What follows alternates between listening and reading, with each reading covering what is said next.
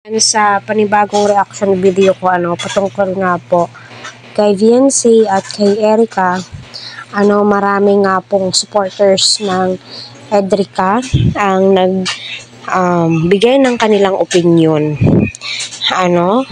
Sinasabi nga po doon na hindi nga po daw makapag-antay itong si Kalingap Edu, kaya sumuko agad. Alam naman po natin, hindi po mag-give up itong si Kalingap Eds kung wala po siyang nakitang dahilan na ikaka-give up po niya.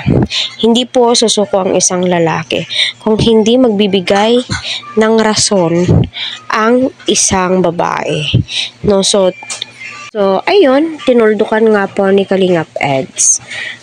So, sinagot ko lamang po yung mga comment po ninyo, base sa napanood kong live, base sa mga explanation, base sa mga sinabi nga po ng bawat isa. Ngunit tikom ang bibig ni Erica, hindi po natin alam kung ano nga ba yung buong dahilan o detalye.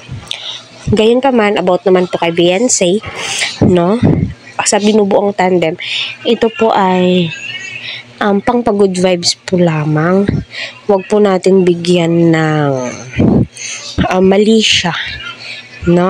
Alam naman po nating lahat na ito na po talaga ang kinaugalian ng Team Kalingap at ni Kalingap Rab. Bagko, suportahan po natin kasi yung hangarin po nila dito is makatulong sa kanilang mga beneficiary. 'Di ba?